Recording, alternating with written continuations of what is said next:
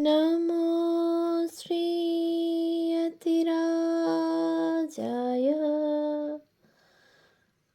विवेकानन्दसूरये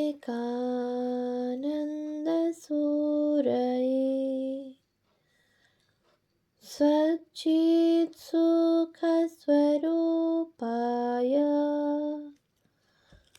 स्वामिने तापहारिणे। পূজনীয়া Mary Luis বার্গ মহাশয়ার রচনা পাশ্চাত্যে বিবেকানন্দ নতুন তথ্যাবলী দিব্য প্রেরণার ব্রত সাধনে প্রথম খণ্ড গ্রন্থ থেকে পাঠ। ভাষান্তর শ্রী নলিনীরঞ্জন চট্টোপাধ্যায় মহাশয়।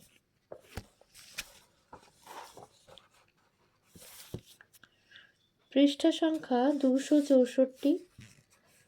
ডেট্রয়েটে চরম অবস্থা। নিঃসন্দেহে শ্রীমতী ব্যাগলি ধর্ম সম্মেলনের প্রতিনিধিদের জন্য যেসব বিরাট অভ্যর্থনার আয়োজন হয়েছিল তারই কোনো একটিতে স্বামীজির সঙ্গে পরিচিত হয়েছিলেন।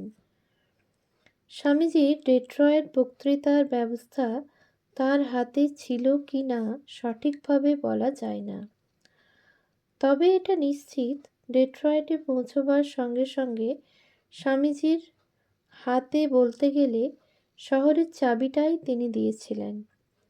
এমনকি একথাও বলা যায় যে ডেট্রয়েটে স্বামীজির উপস্থিতির প্রাক্কালেও তাকে নিয়ে যে উত্তেজনার সৃষ্টি হয়েছিল তাতে অভ্যর্থনা অনুষ্ঠানের আগেই তিনি তাকে পরিচিত করে দিয়েছিলেন। 11 ফেব্রুয়ারি ফ্রি প্রেস স্বামীজির আগমন বার্তা ঘোষণা করে তাঁকে স্বাগত জানিয়েছিল। স্বামীজির জীবনীতে তার কিছু অংশ উদ্ধৃত হয়েছে। এই প্রবন্ধের সঙ্গে দুটি হাত বুকে নিবদ্ধ স্বামীজির দাঁড়ানো অবস্থার রেখাচিত্র লাইন ড্রয়িং প্রকাশিত হয়। পুরো প্রবন্ধটি নিম্নরূপ। অন্য একদিক ডেট্রয়েটে বিশিষ্ট ব্রাহ্মণ আসছেন। তিনি বাক্পটু ও মনোমুগ্ধকর বক্তা হিসাবে সুখ্যাত। এদেশের মানুষ আগে থেকেই প্রাচ্যদেশীয় ব্যক্তির সঙ্গে পরিচিত হতে শুরু করেছেন। সকল নগর ও বড় বড় শহরের রাস্তায় চীনা ও জাপানিরা সুপরিচিত। এরা প্রধানত সাধারণ স্তরের মানুষ, তাই এইসব জাতির মধ্যে যারা শিক্ষিত ও সংস্কৃতি সম্পন্ন তাদের আমরা বিশেষ চিনি না। এ কথা ভারতীয়দের উভয় শ্রেণী সম্পর্কে সত্য। তারা বিরল ও অভিনব, আর উচ্চ শ্রেণীর ব্রাহ্মণ যেন প্রাকৃতিক বিস্ময়। তারা কিন্তু বিগত বিশ্বমেলায়, বিশেষ করে ধর্ম মহাসম্মেলনে বিশিষ্ট ও আকর্ষকদের অন্যতম বলে পরিগণিত হয়েছেন। হিন্দু প্রতিনিধিদের মধ্যে সবচেয়ে জনপ্রিয়দের একজন স্বামী বিবেকানন্দ। ইনি আগে উচ্চ শ্রেণীর ব্রাহ্মণ ছিলেন, পরে সন্ন্যাস অবলম্বন করার জন্যে সেই শ্রেণী পরিত্যাগ করেছেন, কারণ সন্ন্যাসের প্রথম শর্ত হল ব্রাহ্মণ্য সুযোগ সুবিধা পরিত্যাগ করে অহংকার শূন্য হতে হবে। সম্মেলনে তিনি শ্রেষ্ঠ বক্তাদের অন্যতম বলে নিজেকে প্রতিপন্ন করেছেন।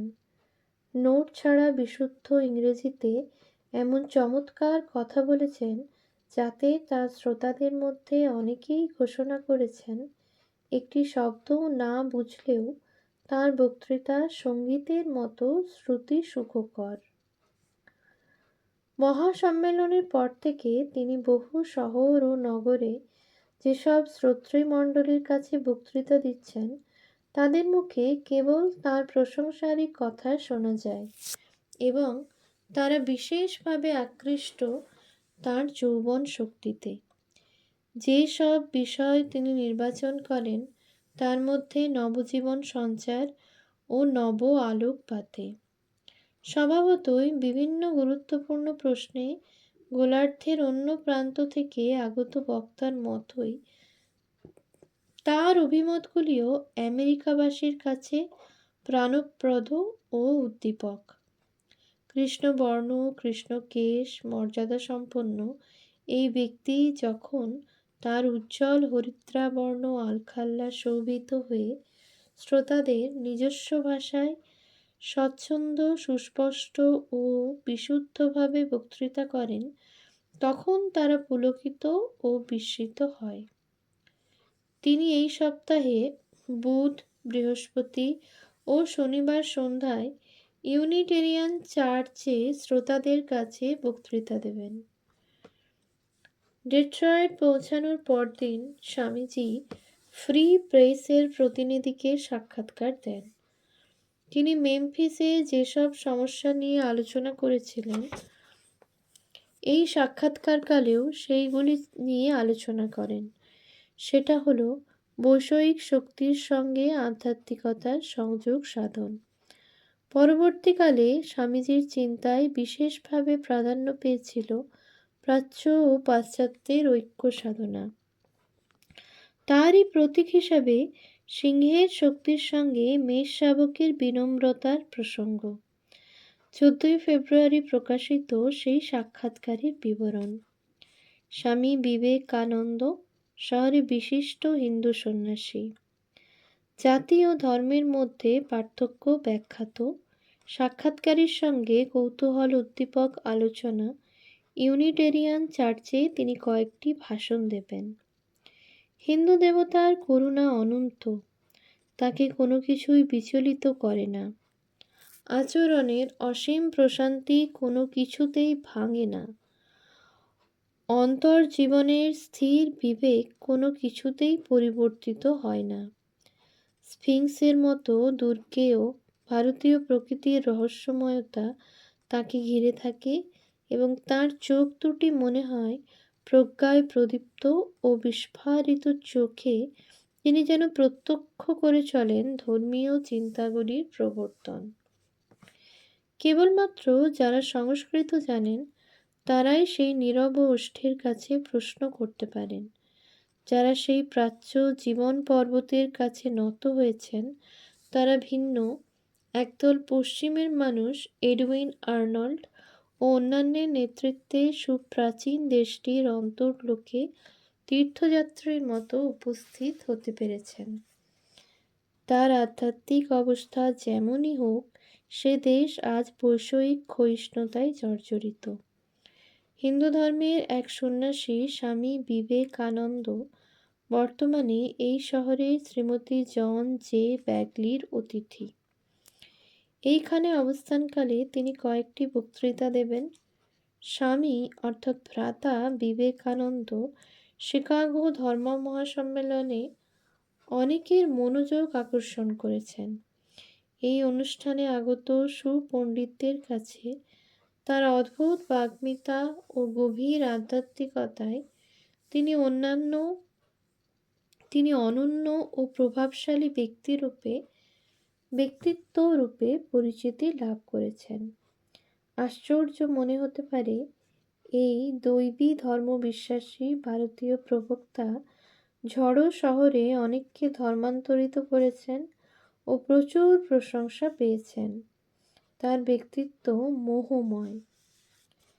এই নগরে প্রাচ্য সন্ন্যাসী আগমনের সংবাদে এক মহিলা মন্তব্য করেন, একজন হিদেনকে ডেট্রয়েটে আনা হচ্ছে ধর্ম সংক্রান্ত বক্তৃতা করতে।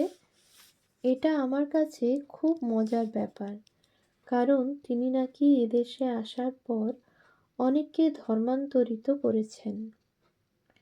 এই প্রসঙ্গে দি ফ্রি প্রেস এর প্রতিনিধির সঙ্গে উক্ত ভদ্রলোকের যে আলাপচারি হয়েছিল তা বিশেষ গুরুত্বপূর্ণ। তা থেকে জানা যাবে এই বিশিষ্ট পরিদর্শকের ধর্মপ্রচারের আদৌ কোনো বাসনা নেই। স্বামীর আকৃতি মাঝারি, তার জাতির ক্ষেত্রে বা সাধারণ গাত্রবর্ণ শ্যামল, ব্যবহারে ভদ্র, চালচলনে ধীর স্থির ও সতর্ক এবং প্রতিটি কথায় আচার আচরণে একান্তভাবে সৌজন্যপূর্ণ। কিন্তু তার ব্যক্তিত্বের সবচেয়ে আকর্ষণীয় দিক হলো উজ্জ্বল চোখ দুটি। স্বভাবতই আলোচনা সীমাবদ্ধ ছিল ধর্ম প্রসঙ্গে। আলাপচারিতায় অনেক কথার মধ্যে স্বামী বললেন, আমার দৃষ্টিতে ধর্ম ও সাধারণ ধর্মবিশ্বাসের মধ্যে পার্থক্য আছে। একই লক্ষ্যাভিমুখী আকুতির জন্য সকল ধর্মমত সত্য ধর্মের অঙ্গীভূত। ধর্মীয় বিশ্বাস বা মতের মধ্যে আছে কতকটা প্রতিদ্বন্দ্বিতা ও বিরোধিতার মনোভাব। বহু ধর্মমত কারণ মানবগোষ্ঠীও অনেক। সাধারণ মানুষ নিজের ইচ্ছামতো তার পক্ষে উপযোগী ধর্মবিশ্বাস লাভ করেছে। বিচিত্র প্রকৃতির মানুষে গঠিত এই জগৎ, তাই তাদের ধর্মবিশ্বাসের মধ্যেও তাদের উপযোগী মহৎ ও উত্তম নৈতিকতাবোধ বর্তমান। এই সকল বিভিন্নতা ধর্ম অনুমোদন করে এবং তাতে খুশিই হয়, কারণ তার মূল সূত্রের মধ্যে থাকে অন্তর্নিহিত অনন্ত সৌন্দর্য। একই লক্ষ্যে নানা পথ দিয়ে পৌঁছানো যায়। আমার যে পথ তা সম্ভবত আমার পশ্চিমী প্রতিবেশীর মানসিকতার পক্ষে উপযুক্ত নয়, সে একই কথা বলা যায় যে তাদের পথও আমাদের মানসিকতা ও দার্শনিক চিন্তার পক্ষে উপযুক্ত নয়। আমি হিন্দু ধর্মাবলম্বী, সেটা বৌদ্ধ ধর্ম নয়, যা হিন্দু ধর্মেরই একটি শাখা মাত্র। আমরা কখনো ধর্ম প্রচারণার কাজে লিপ্ত হই না। জোর করে কারো উপর আমাদের ধর্মমত চাপিয়ে দিই না। আমাদের ধর্মের মৌলনীতিতে তা নিষিদ্ধ। অন্যান্য দেশে তোমরা যে মিশনারি পাঠাও, তার বিরুদ্ধেও আমরা কথা বলি না, কারণ পৃথিবীর অন্তরের গভীরে যারা যেতে চায় তারা সকলেই একান্তভাবে স্বাগত। অনেকেই আমাদের কাছে আসে, কিন্তু তাদের কাছে আনার জন্য আমরা লড়াই করি না। আমাদের চিন্তাধারায় টেনে আনার জন্য আমাদের কোনো মিশনারি প্রচেষ্টা নেই। আমাদের দিক থেকে প্রচেষ্টা ছাড়াই হিন্দু ধর্ম সুদূর বিস্তৃত হচ্ছে। এটা দেখতে পাওয়া যাবে খ্রিস্টীয় বিজ্ঞান, থিওসফি ও এডুইন আর্নল্ডের লাইট অফ এশিয়া থেকে। অনেক ধর্ম এবং খ্রিস্টীয় বিশ্বাসের চেয়ে আমাদের ধর্ম প্রাচীনতর। খ্রিস্টীয় বিশ্বাস তার পরস্পর বিরোধী দিকগুলির জন্য, যাকে আমি ধর্ম বলতে পারি না, প্রত্যক্ষভাবে হিন্দু ধর্ম থেকেই উদ্ভূত। এটা একটা বৃহৎ প্রশাখা। ক্যাথলিক ধর্মও আমাদের কাছ থেকে নেওয়া।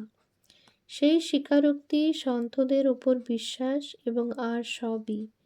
একজন ক্যাথলিক যাজক, যিনি চরম সাদৃশ্য দেখেছিলেন এবং ক্যাথলিক ধর্মের মূল সম্পর্কে সত্য স্বীকার করেছিলেন, তাকে গদিচ্যুত করা হয়েছিল, কারণ তিনি যা দেখেছিলেন এবং যা সম্পর্কে সুনিশ্চিত হয়েছিলেন সেটা ব্যাখ্যা করে গ্রন্থাকারে প্রকাশ করেছিলেন।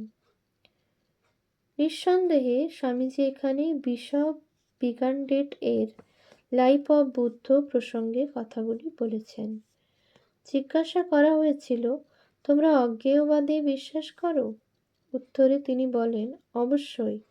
দার্শনিক অজ্ঞেয়বাদী, তোমরা যাকে বলো অবিশ্বাসী। আমাদের কাছে বুদ্ধ একজন সন্ত পুরুষ। তাকে তার একজন অনুগামী প্রশ্ন করেছিল, ঈশ্বর কি আছেন? তিনি বলেছিলেন, ঈশ্বর? আমি কি কখনো তোমাদের কাছে ঈশ্বরের কথা বলেছি? আমি বলি, ভালো হও এবং ভালো কাজ করো। আমাদের মধ্যে অনেক দার্শনিক অজ্ঞেয়বাদী, যারা বিশ্বাস করেন প্রকৃতির সকল কিছুর পশ্চাতে আছে এক বিরাট নৈতিক রীতি এবং সেটাই চরম সম্পূর্ণতা। যেসব ধর্মবিশ্বাস সব মানুষ গ্রহণ করেছে, তাতে আছে নিজের মধ্যে অনন্তকে উপলব্ধির প্রয়াস, যা ভবিষ্যতের গর্ভে নিহিত। ওম শান্তি শান্তি शान्तिः। हरिः ॐ तत्सत्। श्रीरामकृष्णार्पणमस्तु।